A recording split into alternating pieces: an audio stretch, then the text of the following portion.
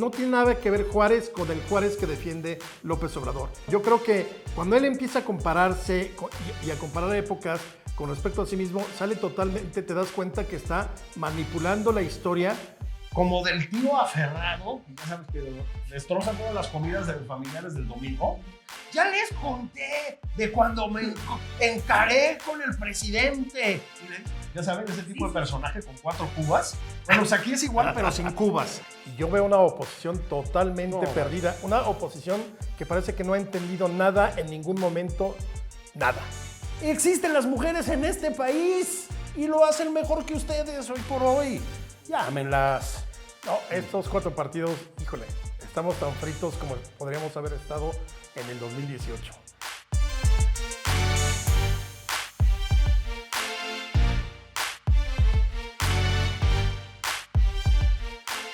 ¿Cómo nos echó a perder el haber aprendido la historia en historietas de buenos contra malos?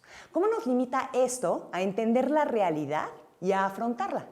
El bateador en jefe reinventa la historia para acomodarla a su discurso de transformación, mismo que llega íntegro a su audiencia. Lo bueno es que todavía existen mexicanos que se preocupan por el estudio de la historia y de manera divertida y ligera nos las cuentan para que podamos entenderla en el contexto actual. Y nada más divertido que conocer la historia a través de sus momentos bizarros, mismos que estamos viendo hoy frente a nuestros ojos. Con ustedes, Max Kaiser y Laisha Wilkins. Y para despabilarnos, Julio Patán y Alejandro Rosas. ¡Que empiece el show! ¿Qué onda? ¿Cómo están las estrellas de del firmamento cibernético, querido? ¿Cómo están? ¿Cómo están, Pues muy contentos de tenerlos aquí. Yo ya estaba empezando a decirte uno, oye, no nos han invitado. Llevan como 700 programas Sí. y no hemos venido. Entonces, parece ser que iban a invitar a Gibran Ramírez. Dijo que no y ya nos tocó. Gibran y a Tolini dijeron que no, entonces pues ustedes... Pues ¿quién? Pues ya los invitamos. Qué gusto tenerlos aquí. Gracias. Es de verdad un placer. Estamos en modo fan, porque sí, yo soy muy fan de ustedes. Yo los libros bizarros, los 3 de Érase una vez en México son como mi recomendación número 1 y por ahí quiero empezar. ¿Qué le pasa a un país? Nosotros somos más o menos de la misma generación y aprendimos historia en estos libros de la SEP que ponen una especie de caricatura de la historia en la que hay buenos y malos que hacen cosas muy buenas y otros muy malas. ¿Qué le pasa a un país cuando aprende historia así? ¿Cuál es la consecuencia de un país que aprende historia como caricatura? Pues mira, básicamente yo pienso y considero que realmente sí afecta, porque yo creo que buena parte de la polarización que vivimos hoy viene del conocimiento de la historia de cómo la aprendimos en el siglo XX. Es decir, o eran los buenos o eran los malos. Yo me acuerdo alguna vez haber contado cómo sucedió lo de los niños héroes y me dijeron envenenador de la juventud y de las conciencias mexicanas. Bueno, sí, es un poco cierto también. Pero entonces a lo que voy es, evidentemente el conocimiento de la historia es parte de construir ciudadanía en un porcentaje, no es todo el porcentaje, pero el hecho de que nos las hayan contado así y que venga esta nueva ofensiva, nuevamente de historia oficial, mucho más mentirosa que la de antes, nos lleva otra vez a la polarización y lo vimos ahora con los 500 años y los no 700 años y los 200 años, ¿no? Ahora han cambiado las cosas. Eso es algo que el presidente no ha terminado de entender, ahí, en el lado de lo positivo, digamos, ¿no? Pero, pues, el siglo XX, una gran parte del siglo XX, lo que había para una cantidad, pues, yo diría que mayoritaria de chavitos, eran los libros de texto. Nada más. Nada más. Incluso en zonas donde no llegaba la televisión, que era además también pues, muy chiquitita, llegaban los libros de texto.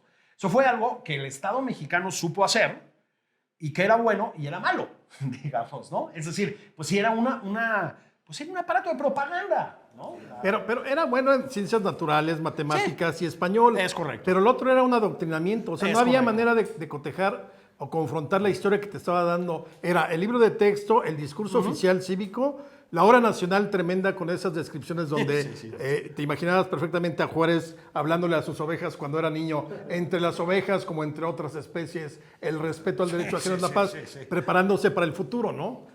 Fuera de eso no había manera de conocer la historia. No había manera, ¿no? Entonces, el mundo editorial mexicano era mucho más restringido y de todas maneras los libros, salvo los libros de texto, pues siempre han llegado a sectores básicamente minoritarios, ¿no? Bueno, obviamente no existía internet, eso es lo que había. Yo lo digo porque a mí me parece que el presidente sí se crió, no me parece, el presidente se crió en esa mentalidad de patio de escuela, ¿no? O sea, de ceremonia de lunes, de la bandera y de la chingada. Entonces, él piensa, por eso la importancia de los libros de texto, que yo creo que no lo van a hacer tanto, él piensa que los libros de texto van a tener esa función. Claro, cuando pones a una persona tan limitada como Marx Arriaga, ¿no?, a hacer eso, pues ni siquiera salen los libros de texto. Es la Comisión Nacional de los Libros de Texto Gratuito, me permito recordarles, la creó un tal Martín Luis Guzmán, ¿ok?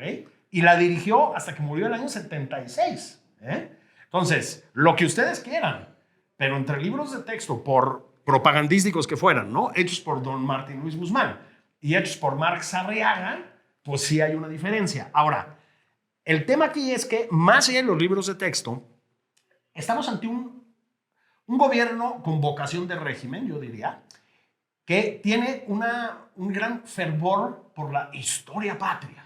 El presidente habla de historia, o sea, y qué oso, ¿no?, para sonrojo general, con los enviados gringos para hablar de cuestiones de seguridad. O sea, Anthony Blinken no se durmió de milagro la otra vez que le estaba hablando de liberales y conservadores. Y volver a contar su frase esta, ¿no? Claro. Que la ha contado en todos lados, además.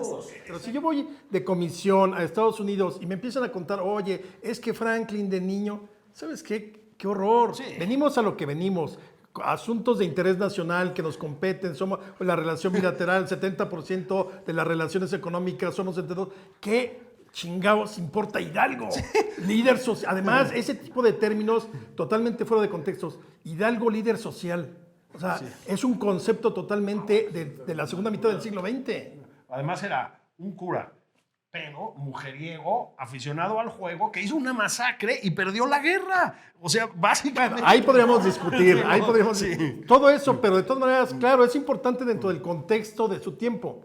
No como este ejemplo de ponerlo en el siglo XXI, Hidalgo ya es otra cosa. ¿No? Bueno, Y hablando de mitos, por ejemplo, ¿cuáles son los mitos que se han tomado de estandarte en México? Yo creo que el primerísimo es Juárez, ¿no? Me parece. Eso, quisiera primero empezar justamente por desmitificar la figura de Juárez. yo creo que rápidamente el presidente ha tomado la historia oficial de los años 30, hipernacionalista, le ha dado incluso un sesgo mucho más nacionalista de lo que entonces, porque se explicaba en ese momento un mundo cerrado, venían el nacionalsocialismo creciendo en Europa, etcétera, ¿no? Pero ahorita en el siglo XXI con la globalización no viene al caso. Entonces, por ejemplo, lo de inventarte esto es una mentira, lo de los 700 años de la fundación de Tenochtitlán. Es mentira. Cuando nuestros grandes arqueólogos, nuestros grandes historiadores han dicho que es imposible que haya sido esa fecha, ¿no? Pero a ver, Juárez te lo presentan como que hoy estaría con la 4T. Es horrible sacar a la historia de su contexto. Yo soy de la idea de que a Juárez o lo estudiamos en su momento, o mejor, lo utilizas para el discurso político como lo utilizan.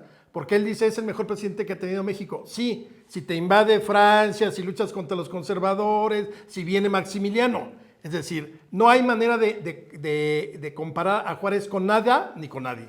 Entonces, Juárez no era proindigenista, era hiperliberal. Juárez quería integrar a las comunidades indígenas a través de la pequeña propiedad, a través del mercado, a través de la educación, no dejarlos como en reservaciones con sus usos y costumbres. Juárez era alguien que perfectamente le apostó al Tratado Maclean Ocampo, que era el libre comercio de entonces. Le falló, afortunadamente para México, por las circunstancias de ese momento, pero no tiene nada que ver Juárez con el Juárez que defiende López Obrador, ni Madero, ni Cárdenas. Todos ellos tendríamos que explicarlos en su contexto. Si lo sacas de ahí, entonces haces esta mezcla rarísima de López Obrador hablando de un Cárdenas que expropió la industria petrolera no porque el petróleo fuera nuestro, expropió porque no acataron una orden de la Suprema Corte de Justicia. Y entonces dijo, lo que no podemos permitir es desacato. Y entonces bajo ese principio fue que expropió, no un rollo nacionalista ni se envolvió en el petróleo. Un principio legalista. Y venía la Segunda Guerra Mundial. También Además, había así que es. estar bien con los gringos, ¿no? Claro, y lo lograron solucionar rápidamente. O sea, pudo haber sido una hecatombe en otro momento. Digo, se había tardado desde que tienes el artículo 27 constitucional del 17 en que lo podías hacer hasta el 38, son 21 años. Pero yo creo que Cárdenas es mucho menos radical de lo que se presenta en el discurso oficial y en la retórica de este gobierno. Sí, mira, una de las cosas que tenía Cárdenas, o sea, yo creo que Cárdenas era, sí, lo decíamos hace un momento, ¿no? Muy de su época, es decir, esos experimentos, digamos, sociales, por ahí estaba el fascismo italiano, por ahí estaba mal que bien el socialismo ruso, ¿no? El socialismo soviético y etcétera, pues lanzaban algunos ecos hacia acá, ¿no? El anarquismo tenía un auge tremendo. Entonces, era más o menos lógico tener un líder como Cárdenas en ese sentido, ¿no? Pero Cárdenas rectificaba, que es lo que luego no nos dicen cuando están hablando de él en Palacio Nacional. El ejercicio del ejido fue catastrófico, ¿sí? No malo o fallido o mejorable, catastrófico. Y tuvo secuelas, dejó secuelas durante décadas en México, durante décadas de pobreza, de improductividad del campo, de corrupción, etc. Bueno, el mismo Cárdenas lo matizó en algún momento, cuando se dio cuenta de que eso estaba yendo al demonio, ¿no? El tema petrolero lo mismo, era un pragmático Cárdenas, ¿sí? Pero sobre todo, yo sí creo que Cárdenas, y por eso no aguanta la comparación con este sexenio, yo creo que sí tenía una vocación democrática, la verdad. Respetó las elecciones mal que bien, ¿no? Respetaba bastante la disidencia. Había radicales en el cardenismo, Mujica, ¿no? Sí, claro. Que en realidad es al que más se parece o se quisiera parecer nuestro presidente. Pero Cárdenas era, en realidad, bastante mesurado en muchos aspectos. Bueno, otro, por ejemplo, Madero. Él dice, es que yo soy el presidente más atacado después de Madero, desde Madero, o más que Madero. No es cierto. A Madero lo mataron, entre otras cosas, Bueno, ¿no? para empezar, pero además, a ver, obviamente si sales todos los días, tu probabilidad de regarla todos los días es altísima. Obviamente estás en los reflectores. Madero no lo hacía y los ataques y la crítica fueron indiscriminados, a tal grado que le crean un periódico que se llama El Zarape de Madero, jugando con el nombre de Sara, su esposa, Sara Pérez de Madero. Y así se llamaba, y él ni sacó listas, ni ordenó que persecución, ni nada por el estilo. Pero eso era un demócrata convencido. No se metía con la oposición, no criticaba. No. Yo creo que cuando él empieza a compararse y a comparar épocas con respecto a sí mismo, sale totalmente, te das cuenta que está manipulando la historia como creo que pocas veces lo hemos visto en los últimos 50 años. ¿Qué consecuencias tiene eso? ¿Qué consecuencias tiene en el ambiente hoy, en la capacidad de los ciudadanos de tomar buenas decisiones, de escoger, el que desde el púlpito presidencial se manipule la historia y se mienta abiertamente? Yo creo que, a ver, voy a dar una vuelta y regreso. Se habla mucho de la inteligencia del presidente, de su capacidad para manipular el discurso público. A ver, el presidente, dice muchísimas sandeces, ¿sí? Y pensar que todo lo que dice lo hace con un cálculo y con un objetivo a largo plazo, y eso es no entenderlo. Es un hombre que funciona en torno a la improvisación, ¿sí? Y que se equivoca muchas veces, incluso no para el país, eso todo el tiempo, para sus propios intereses. Al rato, si quieren, hablamos de eso. La arremetida contra la UNAM fue un error estratégico del presidente. Va a ser grave para la UNAM y para él. Dicho lo anterior, sí sabe a quién le habla. ¿Ok? El presidente no le habla a Alejandro Rosas, no te habla a ti, no te habla a ti, no me habla a mí. ¿Sí? El presidente le habla a una base dura de votantes que, pues la verdad, sí hemos comprobado que, como decía Trump, si el presidente sale a Paseo de la Reforma y le mete un balazo a alguien, se lo consecuentan, ¿me explico? Lo justifican. Y aparte es un discurso que nada más llega el discurso del presidente, o sea, no merma ninguna otra contradicción, ¿no? O sea, no hay confrontamiento con los dichos del presidente. A este lugar solamente llega limpio el mensaje. Exactamente. Y la historia es muy importante porque la historia, historia entre comillas, es propaganda, ¿no? Que comunica Andrés Manuel López Obrador y que se filtra por las mañaneras o cuando está ahí en los pueblos haciendo tours, el Mordisco Tour y todas esas cosas.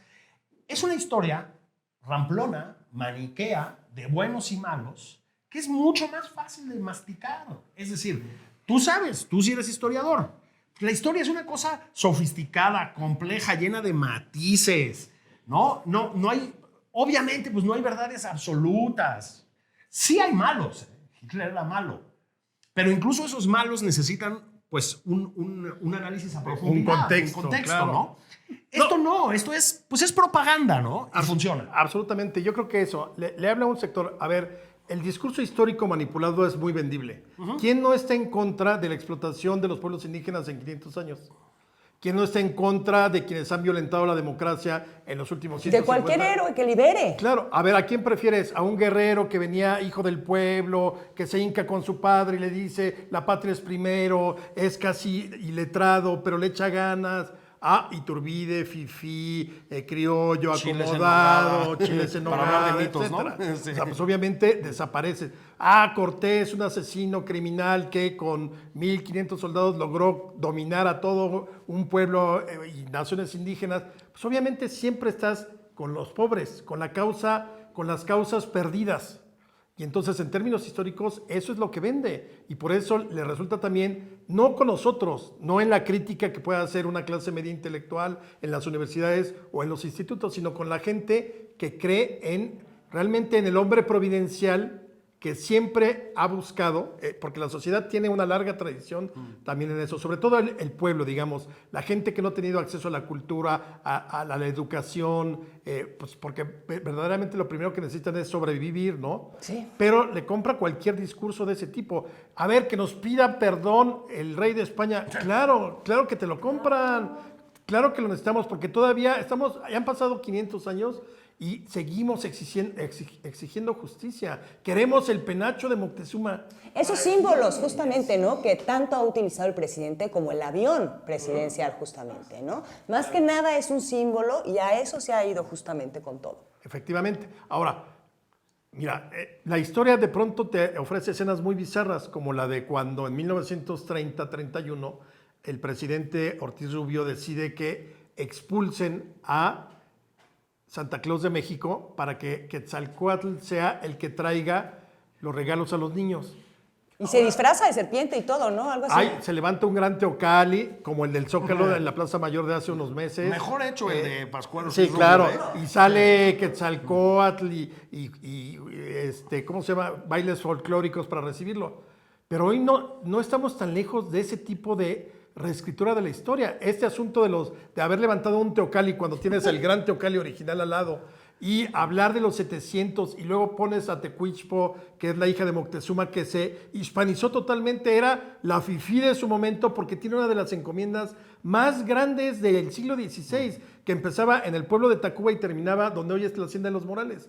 Y resulta que la ponen como modelo de la defensa de las mujeres indígenas y la resistencia. O sea, por favor. ¿Cómo empatas todo este discurso nacionalista y protector con que la única vez que ha viajado fuera de México fue para ir a hacerle a Trump un, digamos, show de legitimidad, cuando ya estaba prácticamente perdido en su periodo presidencial y fue el único presidente del mundo que hizo eso? ¿Cómo empatas esta retórica nacionalista con el abrazo a Trump? Yo creo que, primero lo que dije, o sea, hay que quitarse la idea de que este presidente le atina a todas. No es cierto, se equivoca todo el tiempo. Y repito, no solo en términos de los intereses del país, a veces en términos de los suyos propios, ¿sí? Ese fue un ejemplo. No hacía falta entregarte de esa manera a la figura de Trump. No tienes que entrar en conflicto. Yo creo que eso fue sensato de parte del presidente López Obrador en un principio. No tienes que entrar en conflicto con un animal como Trump, ¿no? Pero tampoco tienes que formar parte de esta parafernalia patriotera de Trump. Hay una afinidad entre ellos. Son dos nacionalistas violentos, ¿no? Groseros. Resentidos. Sí se parecen. Claro, complotistas, ¿sí? Y yo creo que se caen auténticamente bien. De verdad lo creo. Y sí creo que el presidente López Obrador encuentra muchas afinidades con la forma de ser de Trump. Ese autarquismo económico de Trump, ¿no? Es un poco también el tema de la soberanía nacional y no sé qué de López Obrador. Son parecidos, son parecidos. El tema, el juego con el fraude electoral. No, bueno, pues tenemos un presidente que dio un espaldarazo propagandístico a un intento de golpe de Estado en los Estados Unidos de Norteamérica. O sea, no es un chiste, ¿eh? No es un chiste. Eso solo se hace desde las afinidades profundas y desde un desconocimiento radical del mundo. Y por otro lado, esta parte donde el quedarte en México es símbolo de patriotismo y nacionalismo, no, porque finalmente el mundo está globalizado y está lleno de neoliberalismo por todos lados, porque finalmente así va siendo la historia por épocas. No es por decreto, como cree López Obrador, que puede cambiar la historia, el presente y el futuro. Y lo increíble es este presidente que realmente se ha opuesto a salir al mundo, cuando lo que le conviene a México desde que entramos en los años 80, finales de los 80, al neoliberalismo, claro que se puede corregir, claro que se puede ajustar, pero la interdependencia y la globalización definieron y definen al México de hoy. Entonces, esto de quedarte en tu escritorio para decir 3 palabras, creo que desde el principio te habla de un presidente que hubiera sido quizá el mejor de todos si hubiera gobernado en vez de Pascual Ortiz Rubio, pero no en el 2018. Prepárate porque viene la ONU, ¿eh? La ONU. O sea, esa cosa como del tío aferrado, que ya sabes que destroza todas las comidas de los familiares del domingo. Ya les conté de cuando me encaré con el presidente. Y le dije, ya saben, ese tipo de personaje con 4 cubas. Bueno, pues aquí es igual, pero sin cubas. Pero ¿no? sabes que no, yo creo que va a ir muy moderado, ¿eh? A un discurso muy de la porque se siente corrupción. chiquito, o sea, cuando está frente a toda esta gente lo vemos que se achica. Porque Laisha, como dices, no es lo mismo estar en tu escritorio del palacio, así medio te cubre el escritorio, sí, rodeado de tu gente, Palacio Nacional, etcétera, que por cierto, era un palacio real, no es el palacio virreinal. Que hayan vivido ahí los virreyes no le da ese título, porque el virrey era el otro yo del rey, no era el vicepresidente. El virrey era la representación del rey. Entonces, él vivía en un palacio real, ahora Palacio Nacional. Pero entonces yo te digo, no es lo mismo estar con tu camarita que igual y de pronto te pueden pasar un sopecín y le das una mordidita, a estar en el seno de Naciones Unidas en la Asamblea General. Culo rojo, ¿no? Que Claro, sí. o sea, Oigan, Fulminados de donde estuvo todo, donde han hablado desde el Che, o sea, los grandes líderes del mundo. Sí. quisiera pasar un poco a los rituales, a las prácticas de los políticos, ¿no? Como la paca, como el Bester que se fue, nos contarás ahorita, ¿no? Si realmente se fue a África a poner el tigre. O sea, ¿cuáles han sido como las más impactantes de estos rituales o de estos fanatismos que los presidentes, a los cuales se acercan para protegerse? Que muchos pasan por una frontera muy complicada entre la realidad y el mito, ¿no? ¿Te acuerdas que también se decía mucho de Nancy Reagan, que le encantaba toda la onda ocultista, etcétera, ¿no? Pero hay casos reales, reales. Y uno de los más, aquí se los cuenta Alejandro Rosas, uno de los más estridentes, yo creo que fue el de Plutarco, porque además se supone, ¿no?, que Plutarco Elías Calles era el paladín del ateísmo, etcétera, etcétera. Bueno, lo fue, ¿no? Y acabó con Niño Fidencio. Yendo a ver al niño Fidencio para una dolencia, me parece que del hígado. Creo que sí. Pero lo increíble es que al final de su vida se vuelve espiritista. Sí. Entonces, Plutarco Elías Calles, los últimos 2 años de su vida, Hacían sesiones y espiritistas. él participaba, pero lo increíble, y eso lo contamos en México Bizarro, y es que hay que hablar de él, México Bizarro. Se muere y sigue yendo a las sesiones espiritistas, pero como espíritu. Y ahí están las minutas donde dice, y están los mensajes que él manda desde el más allá. ¿Cuáles son de esos casos que no se quedan en la anécdota, sino que tuvieron una incidencia en la historia de México? O sea, El de la Paca, seguro. Sí. Es decir, el de la Paca, que es de México Bizarro 1, ahí casi abrimos fuego con ese. A ver, la antes Procuraduría, hoy se llamaría Fiscalía, ¿no? Tuvo por primera vez un titular que no era del PRI. Hay que recordarlo. Y lo que hace para investigar un crimen de Estado es contratar a una vidente. Es que es... Además, no cualquier crimen el que cambió la historia de México. Claro. No, y plantando osamentas, y, ¿no? O sea, todo un fraude. De su consuegro. Es que ese es el punto. Ahí sí cambia la historia. ¿Por qué? porque era la primera vez, como dice Julio, que el PAN tiene la Procuraduría y en vez de dar resultados adecuados que quizá hubieran permitido la construcción de una Fiscalía Autónoma mucho tiempo antes, no, pues obviamente que hizo Zedillo, corre a Lozano Gracia, a Chapa Besanilla y a todo mundo, y nuevamente la Procuraduría queda como la conocemos hasta ahora, dependiente totalmente del Ejecutivo, aunque se diga hoy Fiscalía Autónoma, ¿no? Pero yo creo que, mira, cuando nosotros escribimos los Méxicos Bizarros, pues sí eran cosas que uno decía, bueno, ahí está, ¿no? La vida política tiene muchas cosas, pero yo sí creo que hemos rebasado mucho en este sexenio, ¿no? Si hubiera que escribir, si estuvieran ahorita dentro de 10 años y van a escribir México Bizarro 3, ¿cuáles son las 5 cosas de este sexenio que sí o sí van a quedar como suponte bizarro? que... Vamos a darles la primicia. Ya. Sí, exacto. Suponte que vamos a escribir un libro que se llama México Bizarro presenta Morenadas. Exactamente. ¿Te gusta? Digamos, Me gusta. algo así podría ser. Las Sí. 5 morenadas. Algo así, ¿no? Entonces sería... Yo diría que la primera, por el nivel de surrealismo que implica, es la rifa del avión. Ahora lo niegan y ya sabes, ¿no? Ya ves que siempre hay los que tratan de interpretar lo que dice el presidente, ¿no? Es toda una profesión. Quiso decir. No, lo que quiso decir, entonces dice, voy a rifar el avión. Lo que quiso decir es que es importante impulsar una industria aeronáutica. Ni madre, ¿no? Ni madre. Es una metáfora. Es una metáfora. Ni madre. Lo primero que se le ocurrió fue que te llevabas el avión a tu casa. Que es un 757, no sé qué es, ¿no? El Dreamliner, sí, Y hecho todos nos especial. preguntamos, si se la gana Doña Pelos, si se lo gana Doña Pelos, ¿qué hace Doña Pelos con un avión? ¿Dónde pagas para tenerlo estacionado? Hemos terminado nada más. Al final se acuerdan que le dieron boletos a las clínicas COVID para que las que ganaran se llevaran, creo que 20 millones de pesos les tocaban. ¿No han pagado? No les han pagado. Ahí les dejo ese dato, ¿eh? El avión 1. Uno. El 2, yo creo que López-Gatell sería un solo capítulo. Sí. O sea, desde que fue rockstar en su momento, desde que las mujeres, o muchas mujeres diría que era el sex symbol, que hubo piñatas, funcos, que salió en las revistas que ellos criticaban, ¿no? Las Quién y todo eso, diciendo que él había sido telonero, me parece que de Café Tacuba, ahí declara. con su grupo. Y luego toda esa politización que hizo de la pandemia que nos lleva a tener 600,000 muertos, una pésima campaña de vacunación. Sus declaraciones mismas, ¿no? Y luego el no tener el suficiente carácter para decirle no al presidente como 3 o 4 veces, donde lo comprometió. Como aquella vez de, ¿verdad que en 20 días, creo que era abril del 2020, va a terminar? Y él voltea con su carita así a decir, tal vez, en vez de decir, no, señor presidente, no hay manera, estamos en una pandemia. Entonces, López-Gatell sería una morenada de oro, ¿no? Yo les voy a decir una que casi nadie pondría en la lista y yo creo que es muy reveladora.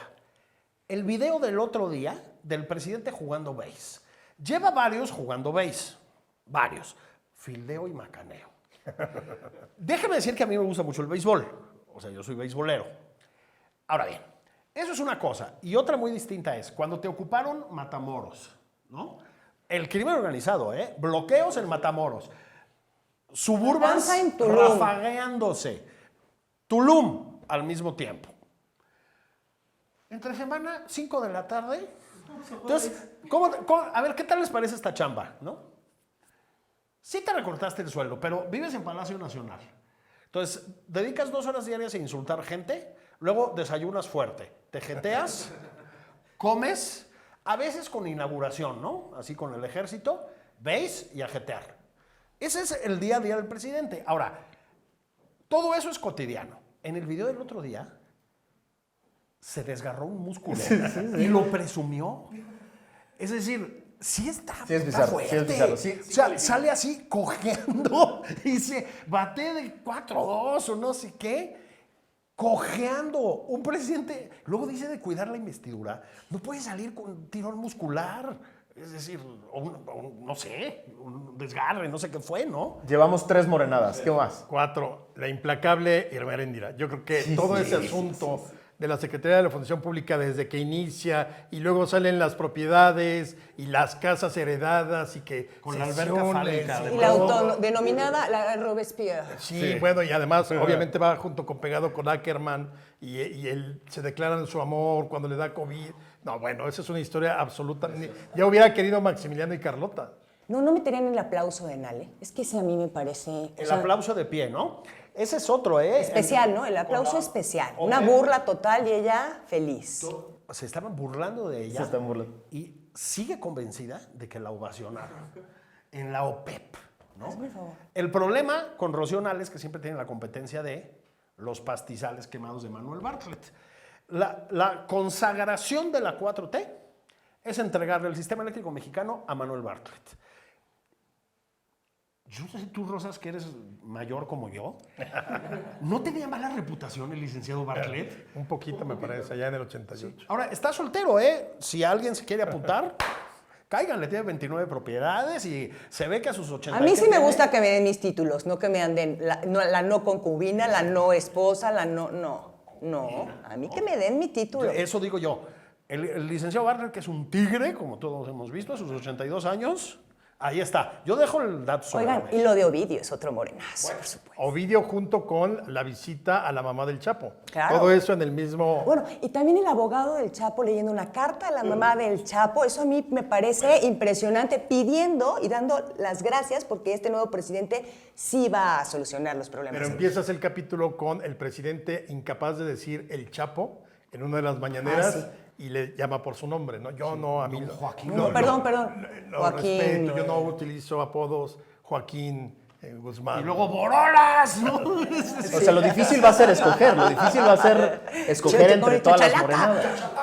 Sí, ¿no? Ahora, dígame una cosa, ¿cuál debería de ser el papel de escritores intelectuales, académicos, medios independientes? O sea, porque, digamos, nos reímos de las morenadas del sexenio, pero tienen consecuencias graves y hay un silencio sepulcral de quien debería de estar levantando la voz todos los días de esto. ¿Cuál debería ser el papel de sus colegas, de los escritores Que intelectuales? hay muchos que no y muchos que sí mantienen un silencio, ¿no? Digo, siempre, pues digo, pobre Krause y Aguilar camina ahí bajo fuego, ¿no? Los únicos dos. Todo el tiempo.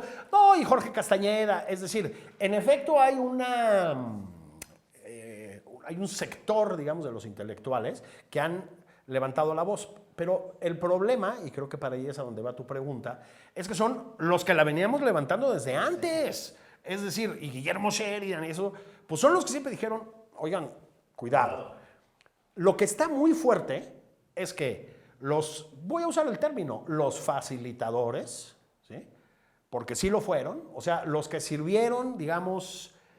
Para pues, colocarlo. pues sí, pues los que se Para prestaron a convencer. la propaganda, muchas veces de buena fe, ¿eh? O sea, no crean, pero y en general yo diría que de buena fe. El problema es que, con excepciones, el otro día aquí estuvo Denise Dresser explicándonos, digamos, pues, su proceso de desencanto, yo creo que con mucha integridad intelectual. Absolutamente. Pero son muy poquitos más. Los demás siguen en la onda de, no había de otra, antes estábamos peor, no estábamos peor, no estábamos peor y sí había otra, ese es el punto. Se vale equivocarse, ¿eh? Pero yo creo que la rectificación es muy importante. Y entonces ahí vemos que no es por un bien común, sino al final del día el típico egoísmo del mexicano, ¿no? Absolutamente. O sea, porque tiene esta responsabilidad de salir a decir, me equivoqué. Hay una responsabilidad ahí, pero la otra, y que creo que lo platicamos antes de empezar, yo creo que lo que ustedes hacen, que es tratar de construir ciudadanía, ahí está el punto clave para el futuro.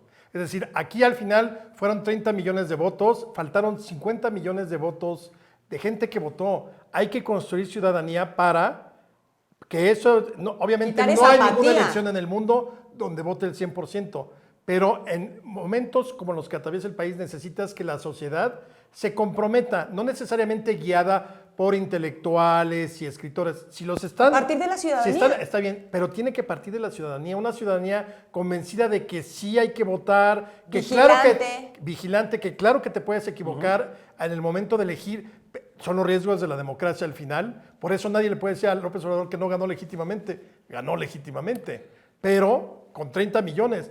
Pero ¿cómo haces para evitar ese tipo de cosas? Construyendo ciudadanía. Informándote como ciudadano, Claro, ¿no? o Porque sea, entonces adquirirás más conciencia a raíz de que tú tengas más información Tiene y que eso te haber- permitirá una mejor elección. Tiene que haber un paso más de la ciudadanía, que yo ya la veía mucho más madura que en cualquier otro momento de la historia de México. O sea, creo que en el siglo XXI la ciudadanía mexicana se ha comportado a la altura, no ha ido a la violencia cuando en el 2006, no ha ido a la violencia en el 2018, en el 2000 o los fraudes, siempre ha votado por la paz, la gente que, por ejemplo, por eso tan importante es defender nuestros institutos como el INE.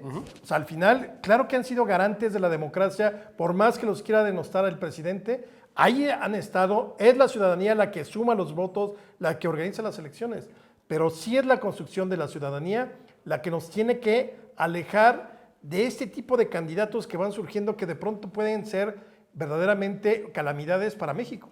Bueno, y perdón nada más, sí lo quiero decir, ¿eh? Hay muchos casos muy lamentables. El más patético es el de Lorenzo Meyer. Es decir, es un hombre que tiene una muy respetable trayectoria. Carrera de historiador. Sobre todo como historiador, yo creo. Y es patético. Es decir, las cosas que ha llegado a defender en artículos o en redes son inauditas. Que hasta da pena ajena, ¿no? Sí, la Porque verdad, fue un sí. gran crítico Sí. del sistema priista, del panismo también. Yo creo que tendría que haber seguido en esa línea. Y no, ahora sí. Como los moneros, ¿no? Todos estos moneros que toda la vida Pero esos siempre fueron participaron. tontos, ¿no? Es decir, digo, así que tú digas, puta, la agudeza de Hernández, güey. Pues, No, pero bueno. Pero es cierto, es Es decir... posible que ellos mismos se acaben de esa forma. Pero los populismos hacen eso, ¿eh? Sí. Por eso es importante, que creo que es por ahí por donde ibas, decía yo, Max, el tema de la autocrítica, es decir, el ejercicio autocrítico, es decir, bueno, a ver, como Denise, bueno, pues vi esto, me pareció necesario esto, pensé que la alternativa era esta, me equivoqué por esto. Pues sí, ¿no? Es importante, es necesario, porque la ciudadanía, pues es una cosa que implica crítica. Ahora, a los 4 que estamos aquí nos dicen estridentes en las redes sociales y hipercríticos y no pueden ver nada bueno, etc. Lo que les pregunto es, ¿estamos en modo emergencia o todavía se vale estar como tibios y decirle a las cosas Hombre, a medias? hombre. Vamos tarde. O sea, hombre, propiciaron una masacre de mexicanos con el COVID. Hay otra masacre en curso con el crimen organizado. Con la inflación. La economía en general y la inflación específicamente está en niveles en los que no había estado en décadas. El problema de Pemex es una sangría el económica. capital que está saliendo. El capital que ya se fue y el que no quiere regresar. La falta de inversión. La ausencia de medicamentos para niños, para mujeres con cáncer, para gente con VIH. No, hombre. Y lo que viene. Y lo que viene. No. O sea, sí estamos en modo emergencia. No, hombre, claro. Yo creo que sí ya es hora de, porque además quedan 3 años para las elecciones y yo veo una oposición totalmente perdida, una oposición que parece que no ha entendido nada en ningún momento, nada. O sea, Eso. ¿Qué historia debería escribir la la oposición? oposición tendría que estar ya buscando, y no estas alianzas partidistas, quizá buscando un candidato desde ahorita, ir promoviendo a la ciudadanía que participe, buscando quién puede guiar una buena transformación. Porque yo no veo una elección donde Ricardo Anaya pueda tener oportunidad de nada. Porque vuelve a ser esa clase política reciclada una y otra vez, ¿no? Los vemos en todos los lugares, si no es en el Senado, es en el Congreso, si no es en el Congreso, es presidencia municipal o gubernatura o algo. O sea, yo creo que este es el momento para que la ciudadanía logre, obviamente juntándose, porque no hay de otra, con partidos políticos, un candidato que no sea el típico que lleva medrando de la política 40 años. ¿Ven 30 a alguien años. ustedes? Pues sí. El problema es que son mujeres y no aparecen en las mesas, man. No me estoy poniendo políticamente correcto. O sea, la gente que está haciendo ruido ahorita y la gente que pone a temblar al presidente, pues es Lili Telles. Xochitl Gálvez. Critícale lo que quieras, pues, pero es cierto. Xochitl Gálvez. Margarita Zavala, que entró a la Cámara de Diputados y bueno, ha tenido como un repunte bestial. Gente como Lía Limón en la escala chilanga, digamos. Está Kenia Gascón, quizá. Kenia, es decir, y los demás. Y luego ves unas mesas con puro machín. Es decir, algo no está funcionando. No quiero decir que tenga que ser a fuerza una candidata mujer ni nada, pero sí se les está olvidando en los partidos que, digamos, la resistencia contra este gobierno ha sido en las calles de las mujeres y hoy en día desde la organización partidista de las mujeres, ¿sí? Entonces, tal vez por ahí, nada más que mucha gente va a tener que dejar de ser muy anticuada. Tenemos en este programa una dinámica, se llama Los Despabiladores el programa y lo que queremos es despabilar a la gente que nos ve, moverla, sacudirla. Entonces, la dinámica es que les vamos a poner a 5 personajes o grupos de personajes y ustedes tienen que tener una buena frase al estilo Rosas Patán para despabilar. Para cada uno. Exactamente. Bien. El primero es el gabinete. Uy, a ver, A mí Alejandro la Rosas. primera frase que se me ocurre es 4000 años os contemplan. Sí, pero no. Lo que pasa es que no alcanza a ver. Hasta la derecha está Alcocer. Son 4250. Ah, bueno, híjole. La oposición. Despabilen a la oposición. Uy, pues ya lo dije. Señores, perdón. Existen las mujeres en este país y lo hacen mejor que ustedes hoy por hoy. Llámenlas. No, estos 4 partidos, híjole, estamos tan fritos como podríamos haber estado en el 2018. Yo le tengo mucho miedo a esto, que no terminen, porque no entendieron y no terminaron de entender. ¿Cómo despabilarían a los aliados de México? Estados Unidos, por ejemplo.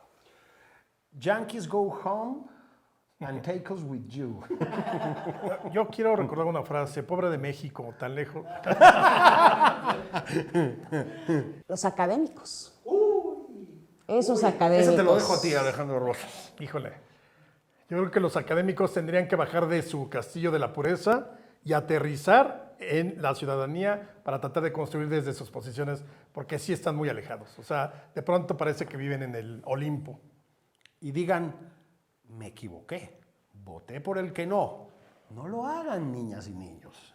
Sus colegas, los escritores. Uy, no los van a becar. O sea, No se van a hacer ricos con los libros. Hay que trabajar. sí. Oigan, pues muchas gracias. Siempre Gracias. es un placer Gracias, querida, tenerlos querido. con nosotros. Bueno. Gracias por venir y por hacernos gozar y contarnos la verdadera historia de México que tan tergiversada ha estado últimamente. Cuando gusten nos echamos aquí el segundo round. Exactamente. Les hablamos de la gran Tenochtitlán. Órale. Yo tengo la De la teoría, nueva. sí, mira, yo tengo la teoría de que en el aeropuerto de Texcoco, ex aeropuerto de Texcoco, ya ven que apareció un lago padrísimo, bajan los jaguares, ¿no? ¿Vamos con un Resurgen las Atlantis? aves. ¿Quieres ser como un Atlantis? No, ¿sabes qué va a pasar? Va a aparecer otra vez el águila y la serpiente, indicando que sí. la nueva Tenochtitlán ya nació. Y nacerá la quinta La transformación. quinta transformación. Oigan, ¿nos invitan a ver, pueden invitar a la gente a ver el programa? No se pierdan los despabiladores, hay que despabilarse, los jueves a las 7 de la noche por La Lista News. La lista news. Lo ideal es que nos vean a Rosas y a mí, pero también a los otros invitados si quieren. Oigan, pues muchísimas gracias por haber venido al programa. De verdad los gozamos. Gracias. Muchas gracias, El placer Laisha. ha sido de uno, ¿verdad? Querido, sí. Muchas gracias. Síganos en nuestras redes sociales, las de Rosas, las de Patán, las de Laisha, las mías, pero también y sobre todo en las redes sociales de La Lista News. En el canal de YouTube, píquenle a la campanita, suscríbanse para que les avisen cuando salga este video. Y véanos todos los jueves a las 7 de la noche.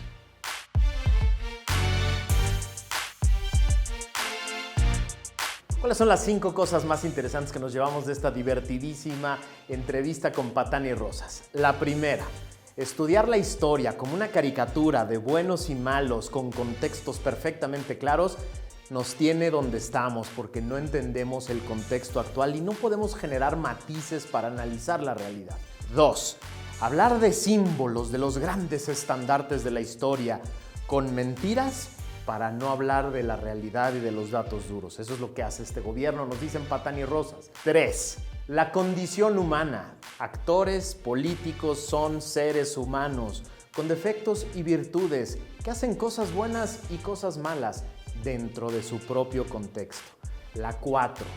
Hay una responsabilidad enorme de los intelectuales, de los escritores, de los académicos, de todas aquellas personas que tienen la capacidad de ver y entender al país, de decir la verdad y de ayudar a los ciudadanos a entender la verdad. Y finalmente, 5, los ciudadanos. También tenemos una responsabilidad, nos dicen Patán y Rosas, de leer, de entender, de ver, de analizar, de comprender la historia para tratar de ponernos en la responsabilidad de reconstruir esta democracia. Muchas gracias por habernos acompañado.